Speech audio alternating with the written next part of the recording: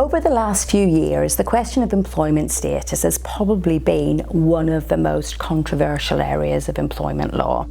And this is going to become even more so when the changes of the Good Work Plan in terms of the entitlement for workers to have written statement of particulars comes into force in April next year. In employment law, you can fall into one of three categories as an individual working for a business. You can be an employee, you can be self-employed, or you could be this middle category, which is a worker. A worker is really defined more by what it's not than what it actually is. So a worker will be someone who's providing personal services to a business, but not doing so under a contract of employment and not doing so on account of their own business. And usually you'll find it's someone who is working perhaps less regularly than an employee. There is no obligation to provide work, and they're not fully integrated with the business. But unfortunately, there is not one test that you can apply to identify which category an individual falls into.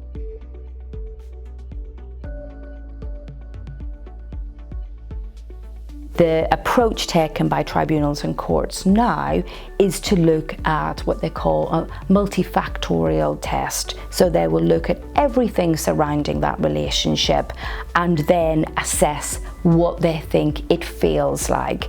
And what's difficult about that is in virtually every case I've seen where employment status has come up as an issue, there's always been a number of factors pointing one way, but a number of factors pointing a completely opposite way.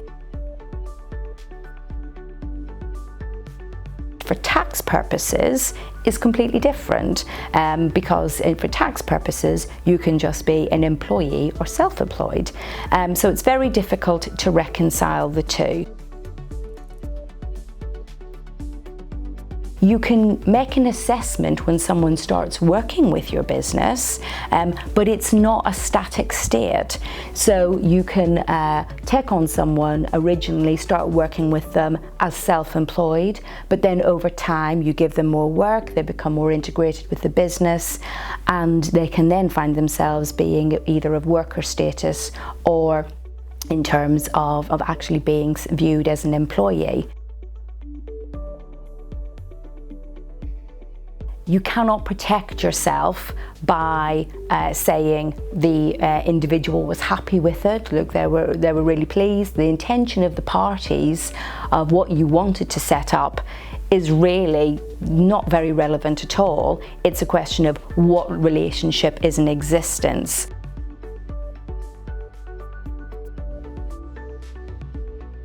You may have a document saying that someone's self-employed.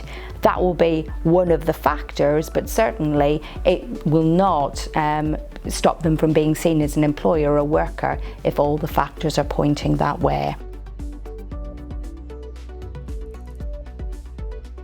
The onus really is on business to be constantly reviewing who's working for you, what is the nature of that relationship, and most importantly, getting advice to make sure that you are treating people and giving them the rights that attach to their likely employment status.